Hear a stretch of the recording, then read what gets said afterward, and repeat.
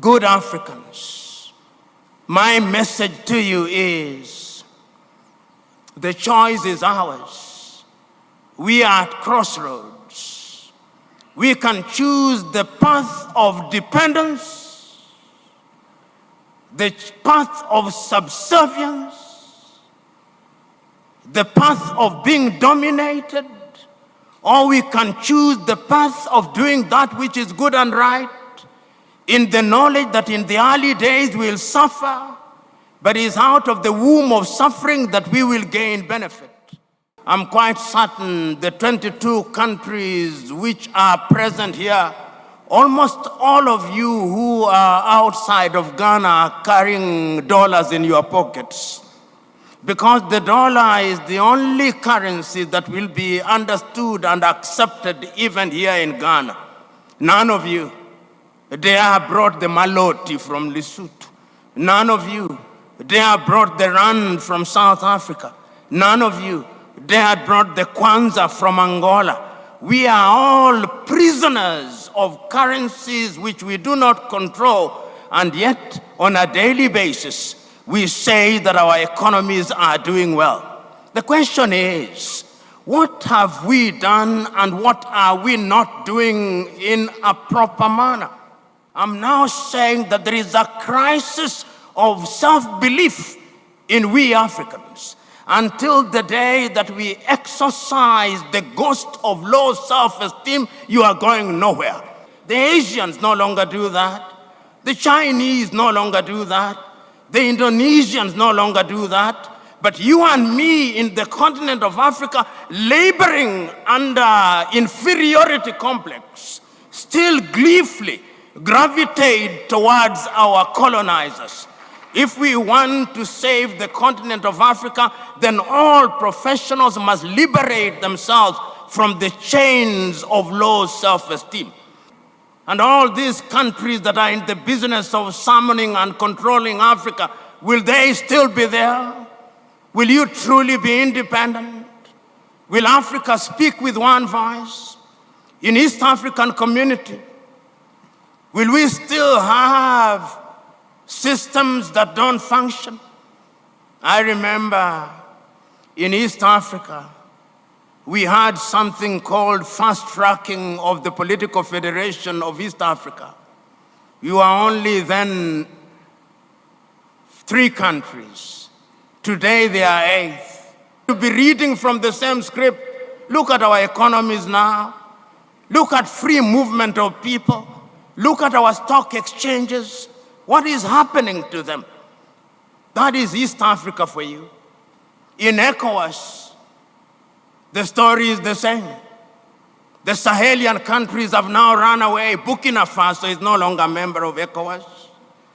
Niger is no longer a member of ECOWAS. Mali is no longer a member of ECOWAS. When they tried to introduce the ECO, it did not succeed. The question is, how can Africa realize our potential when we make 10 steps forward and make 15 backwards? This is the question. Let me tell you, Africa is a hunting ground. Once the animal has been caught, it will be slaughtered elsewhere. And until the day that the continent is alive to that reality, Africa and Africans shall remain hewers of wood and drawers of water for other civilizations. The time now is for you and me to realize that, and to know that we have a duty for this generation and generations yet to be born to think differently, to do things differently, to be masters of our technology, to be masters of our training. Ladies and gentlemen, wherever you are this watching is a forum at which Africa, you must not be diplomatic. The Caribbean, the Americas, it is a forum Europe, at which you must Asia, speak the truth. Listen with an so open that when mind you and go a free back spirit. home, you feel Today pain. you are about to hear the voice Mine they fear. was to bring pain Not to you. because he carries weapons, Next but time because you he call me, carries don't truth. call me until you Across are the 50. continent, whispers say Please. some puppet states And want to 50 silence you him, will be. to God ban bless. his presence, to block his mind from reaching the people. Ask yourself, Why the ban a Caribbean, professor? The Americas, Why fear a man Europe, with no army? Asia, Because when he listen speaks, with an open minds mind awaken in a free spirit. And when the youth awaken, Today you are the about puppet to hear the voice strings they break. fear.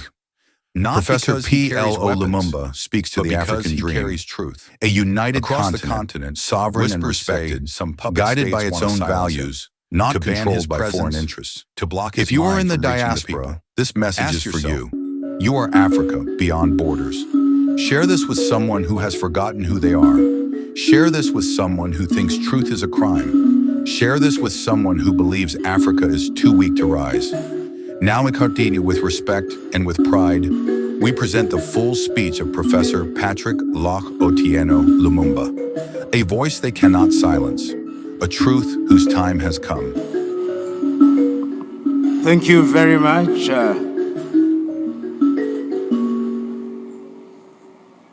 Now that royalty has left, we commoners can now proceed with our business.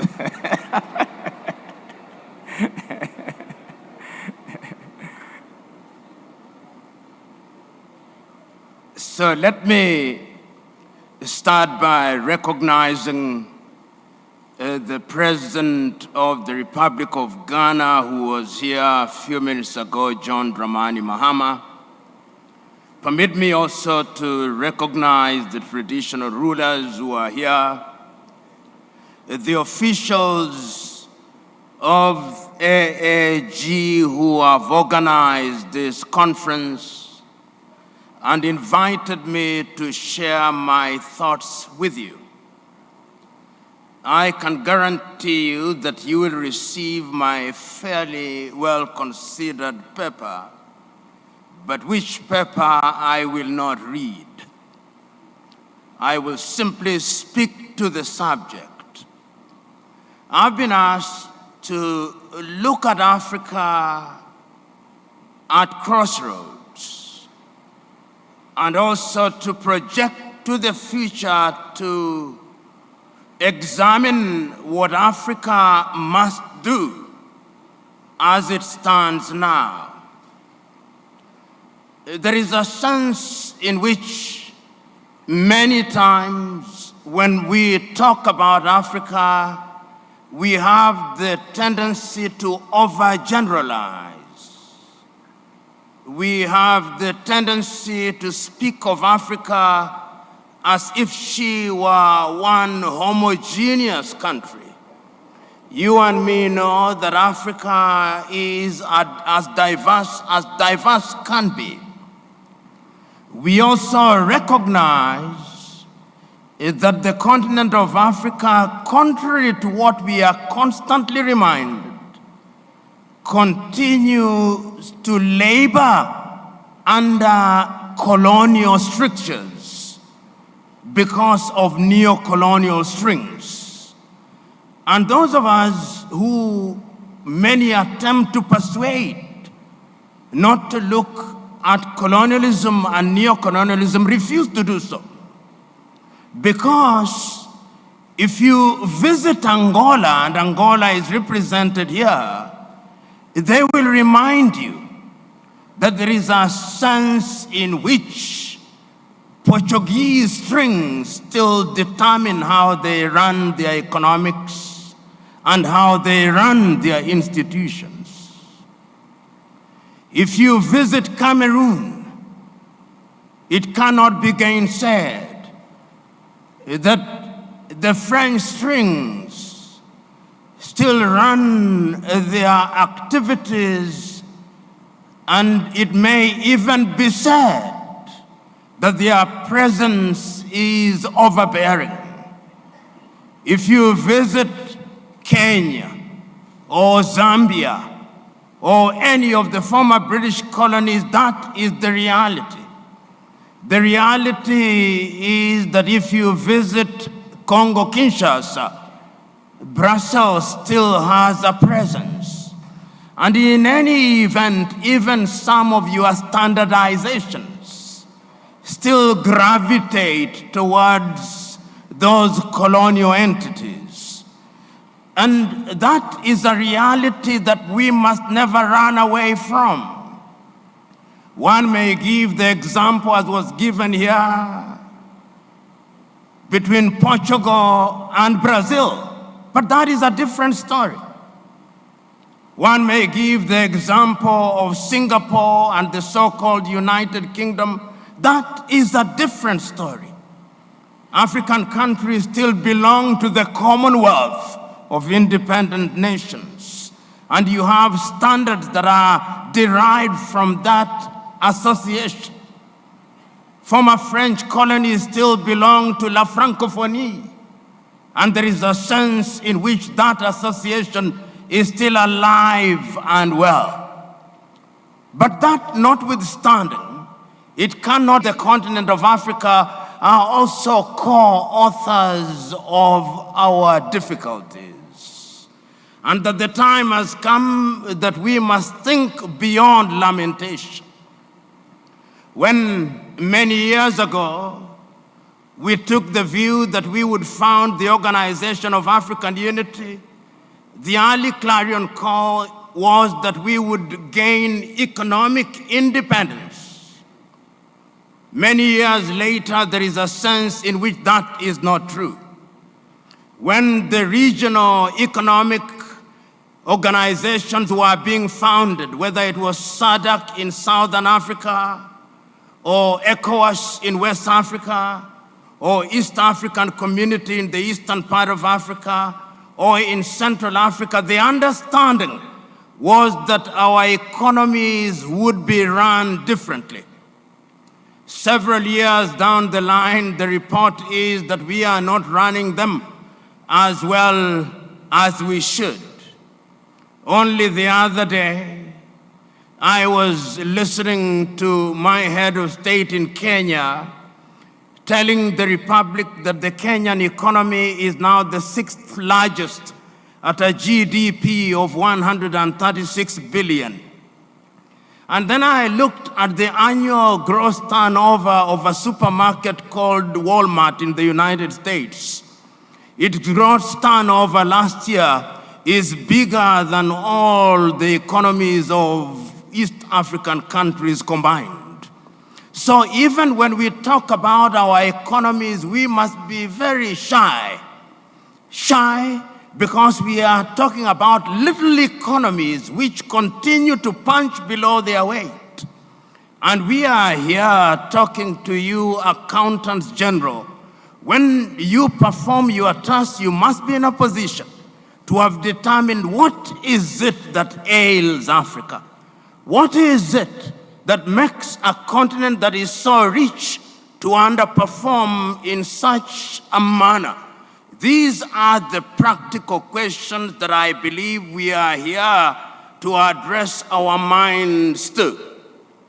As I speak to you now, nearly 19 African countries are under distress, which means that they are under the beck and call of the World Bank and the IMF, the Bretton Woods institutions, in positions where you serve.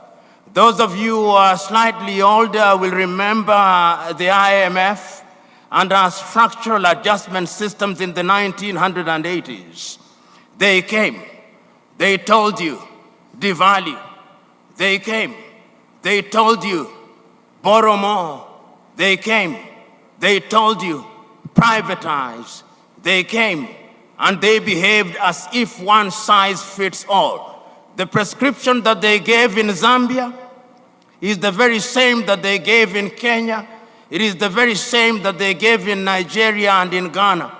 And you and me who are trained in their universities consume them lock, stock, and barrel. And we still have a story to tell. When we visit our countries, our health facilities don't perform as they should. Our schools don't perform as well as they should. Our currencies don't perform as they should.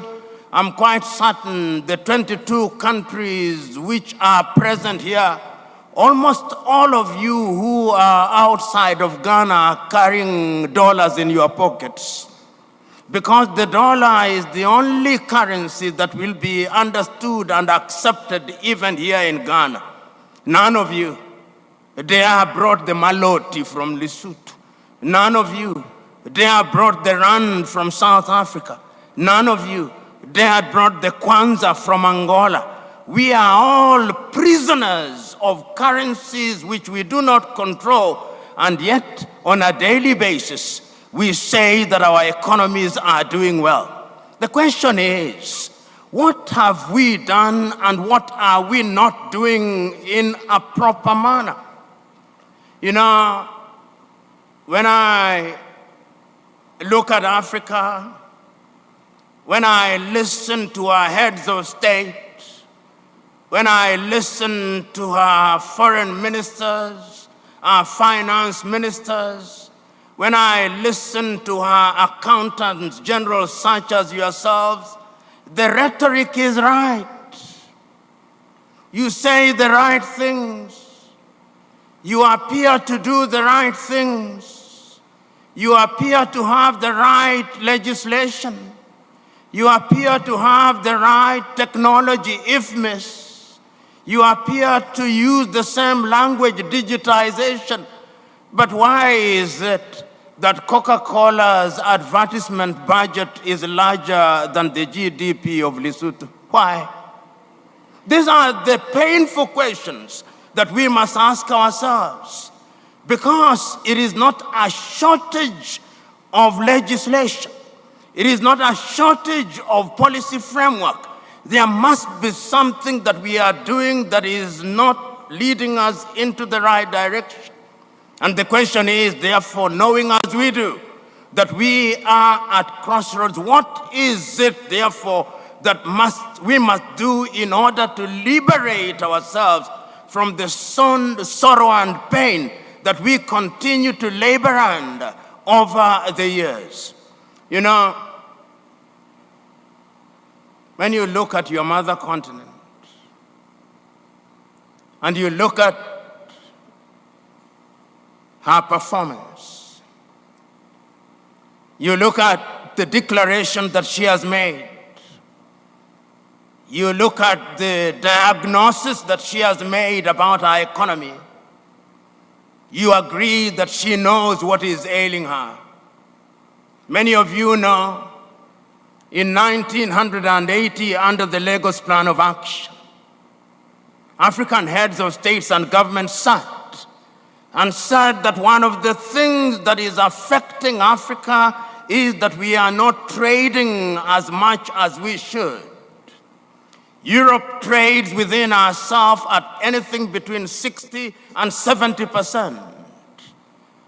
America, North America, at anything between 70 and 75%. Asia at between 60 and 65%. Latin America at between 45 and 55%. Africa at the very best, between 15 and 20%. We therefore took the view that we should move towards integration. We took the view that we should have common markets. We took the view that we should remove tariff and non-tariff barriers. Nothing happened after 1980. We sat again in Abuja in 1991, repeated the same thing, and nothing happened from 1991.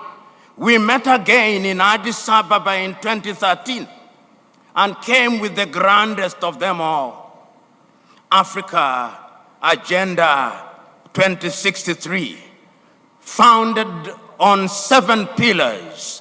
If you read Africa Agenda 2063 and read the promises that we have given ourselves, then for those of you who will survive until that time, you will not need to go to heaven. Heaven will be here. But the question is, on the evidence that is available now, are we moving in that direction? No, we are not. The Africa Continental Free Trade Area is headquartered here in Accra, Ghana. Since the year 2018, we have had Africa Continental Free Trade Area. But the question is, which goods are we trading amongst ourselves? Are we trading sugar from Mauritius in the continent of Africa? Are we trading tea from Nairobi, Kenya, here in Ghana? Is cocoa from Ghana going to Botswana or South Africa, or is going to Brussels in Belgium and Bern in Switzerland? The shoes that you are so comfortably wearing, where are they made? The tags that you are wearing around your neck, I suspect they are from China. This is the position in which we find ourselves. So that if Africa is to realize our potential, Africa must rethink the manner in which it does things. Today, we say that Africa can only rise on the basis of the regional economic communities. Let us examine each one of them one by one. Let us ask ourselves, how integrated is South Africa's economy with that of the other neighbors in that part of the world? How is the rand treated in Zimbabwe? How is the rand treated in Mozambique, in Angola, in Lusaka, Zambia, in Malawi? And vice versa, how is the kwacha treated? How is the metikais treated? How is the pula treated? How is the maloti treated? How is the kwanza treated? How is the pound of Namibia treated? You don't accept them. You go to Zimbabwe, they attempt to de-dollarize the economy dollarizes itself. What is it that is happening that we have lost trust in our systems? Those of you who are in Zimbabwe will remember there was a time you even pegged your currency on gold, and the Zimbabweans were not impressed. They were much more impressed and gravitated once again towards the dollar of the United States of America. I'm now saying that there is a crisis of self-belief in we Africans. Until the day that we exercise the ghost of low self-esteem, you are going nowhere. And those of you who are present here who are accountants, when you go out and you are reading your accounting standards, you are so gleefully saying international accounting standards. Who said they were international? Who said? Where are they crafted? When you look at these rules that you so gleefully talk about, where are they created? The Asians no longer do that. The Chinese no longer do that. The Indonesians no longer do that. But you and me in the continent of Africa, laboring under inferiority complex, still gleefully gravitate towards our colonizers.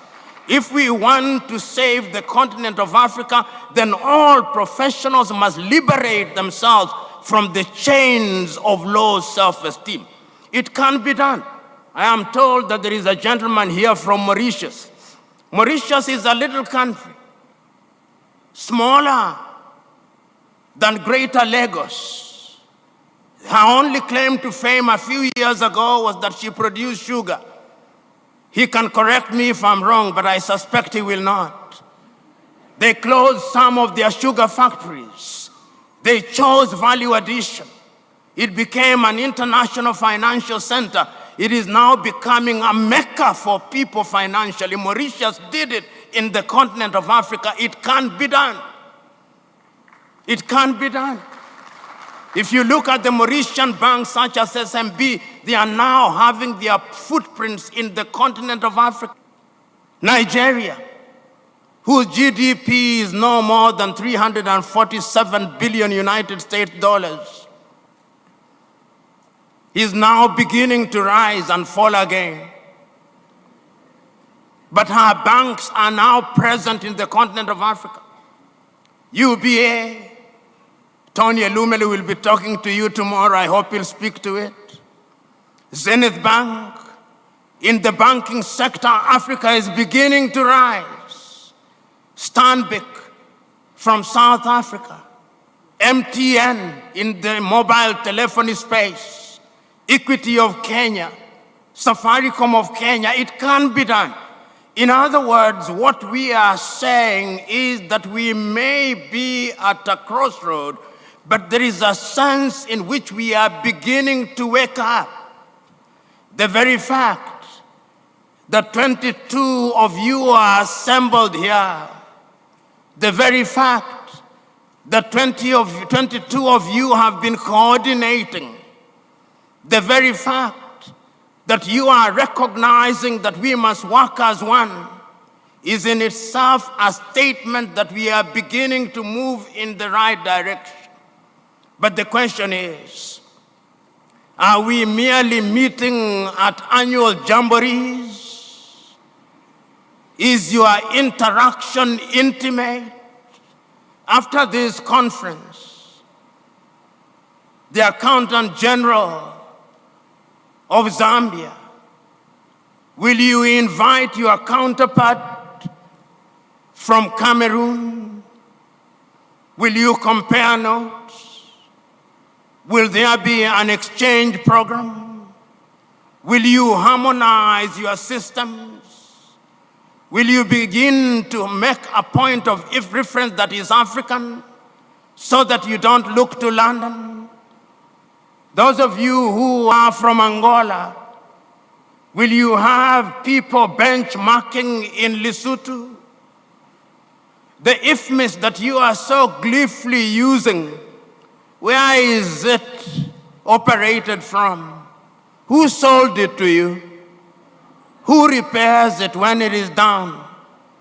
The artificial intelligence that we are talking about now, where is it crafted? When your data is taken out, who controls your data? Who is in charge? Is it you? Or somebody sitting in London? Or somebody sitting in Washington? When you are doing your books, do you have Big Brother, IMF, and World Bank, and the European Union, and all these countries that are in the business of summoning and controlling Africa, will they still be there? Will you truly be independent? Will Africa speak with one voice? In East African community, will we still have systems that don't function?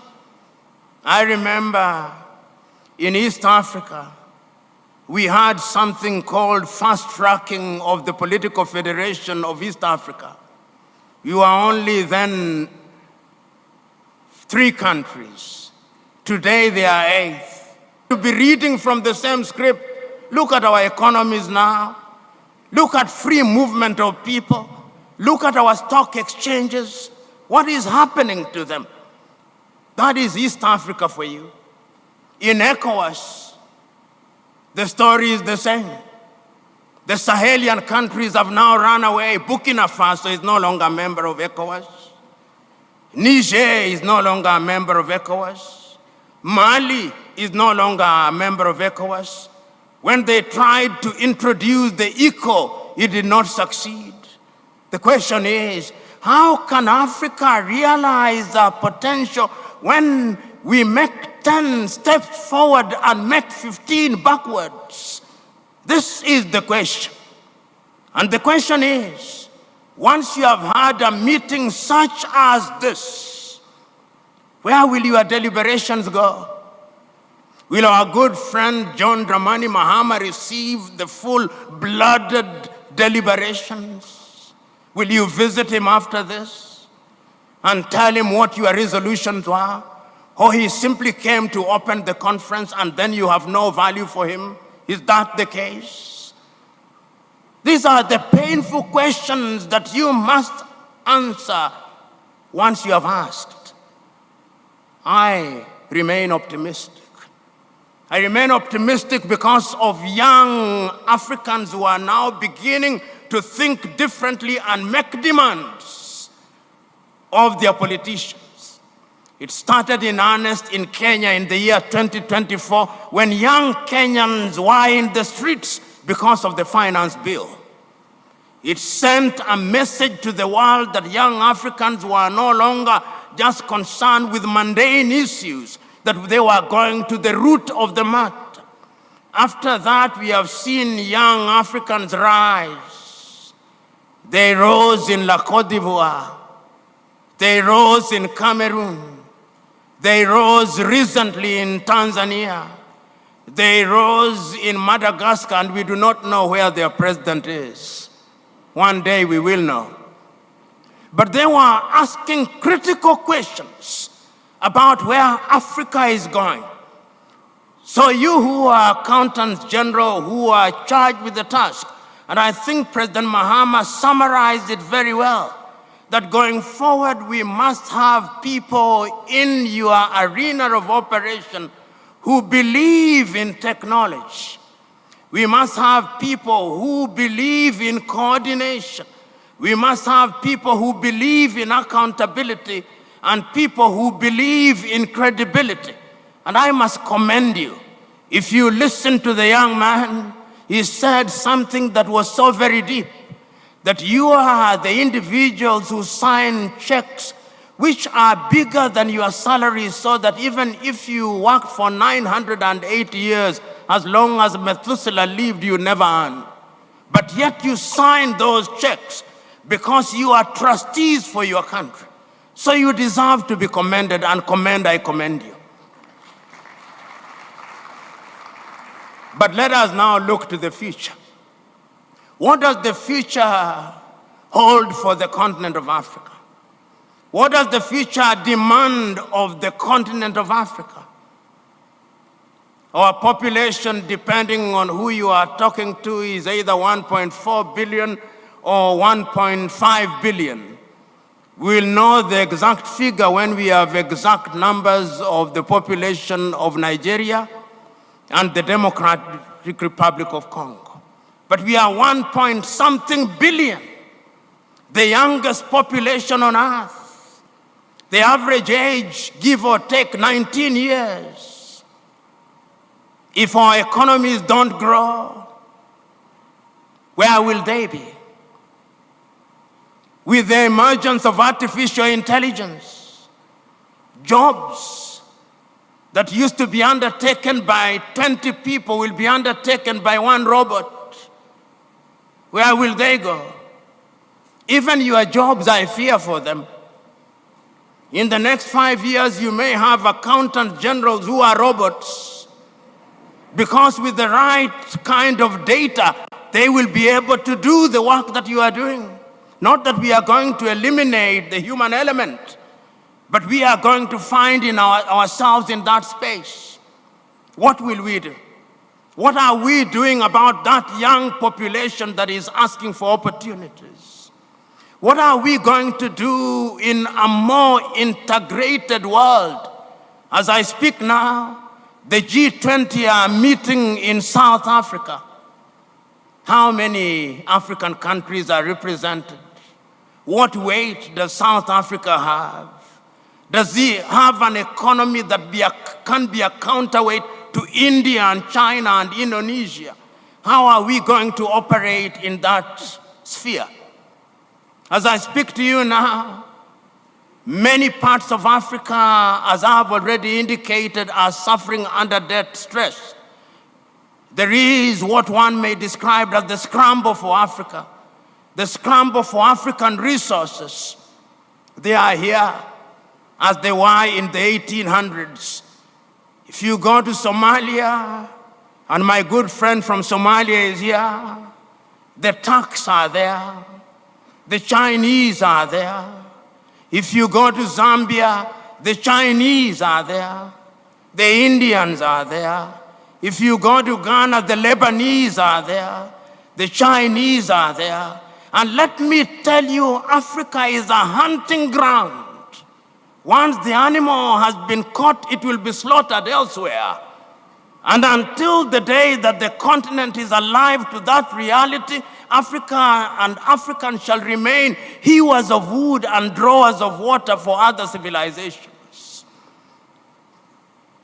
The time now is for you and me to realize that, and to know that we have a duty for this generation and generations yet to be born to think differently, to do things differently, to be masters of our technology, to be masters of our training, to train our accountants in a manner that is unique to our circumstances, to do things differently, to integrate our economies.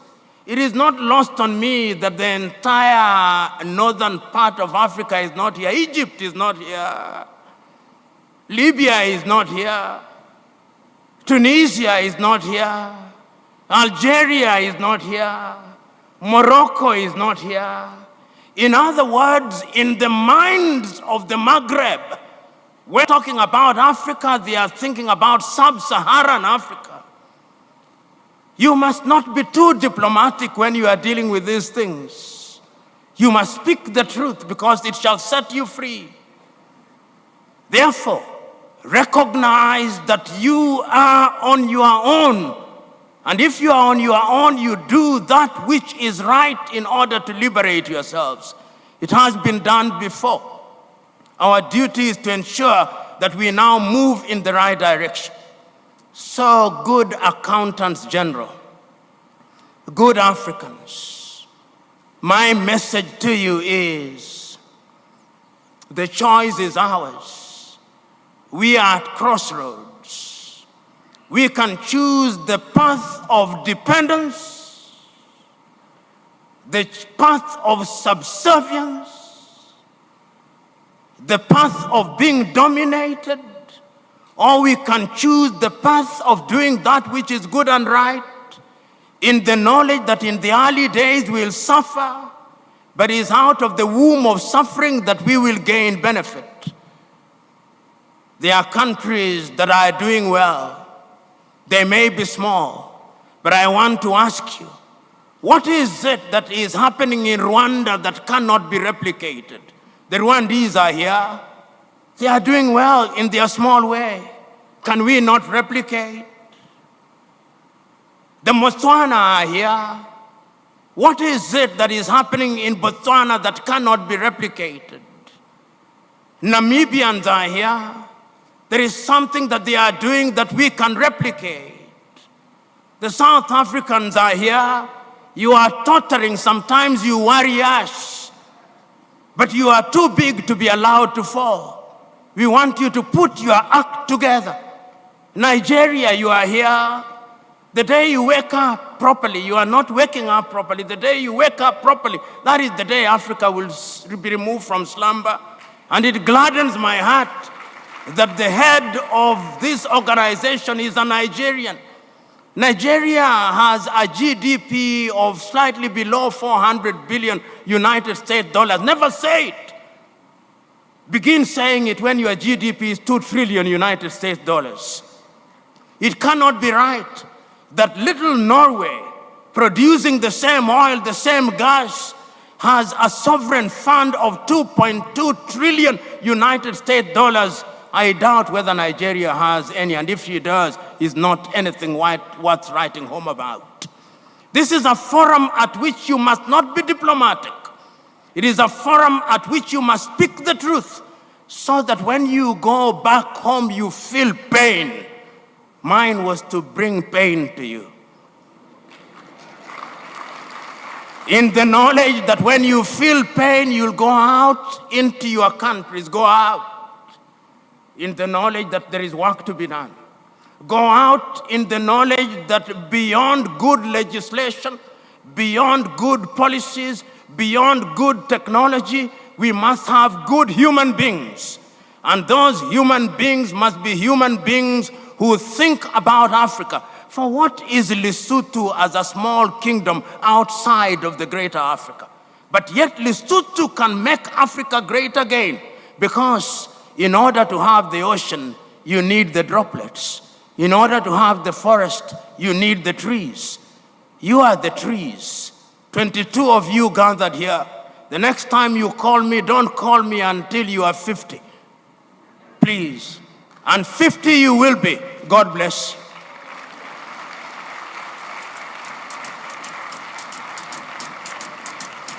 Under 2063, some of the things that I speak to is technology, talking about STEM and harmonizing our education so that we can move labor. But the rhetoric is more than the action. And I'm suggesting that something must be done. Are we doing something? Yes, I can make a claim to myself that I'm part of something called the East African Investment Group. And under that group, we have visited Malawi with people drawn from 53 countries from the Caribbean and to the United States.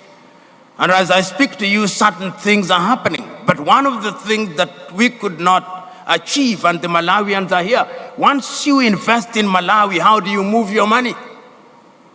Mobility. We were in Somaliland with the same group. In the last 2 weeks, we have been in Ouagadougou, in Burkina Faso. I was just telling the president here, we are coming to Ghana in the month of March. And we hold the view that these are some of the things that should happen in terms of harmonization of standards. You'll have no shortage of enemies. That is the problem of Africa. When you are doing the right thing, there are naysayers, many of them. But we must not be deterred, even in terms of standardization. Is there an African standard, an African qualification that you don't need to go to Europe and America?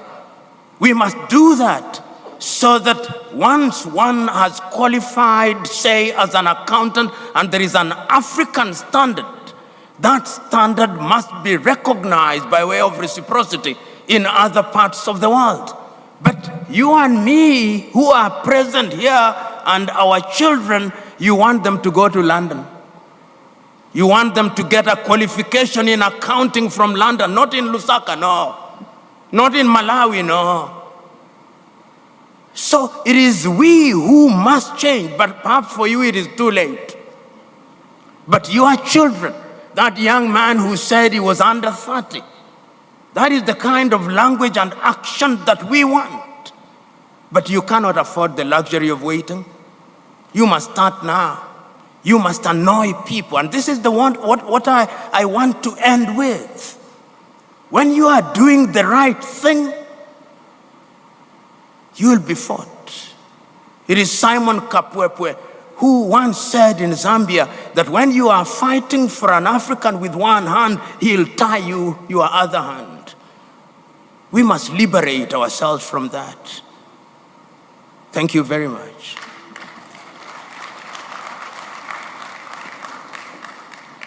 Thank you, Prof. If I may... Thank you, Africa, Mama Africa. Oh, yeah. You make African great. Thank you, Africa. Thank you, Africa.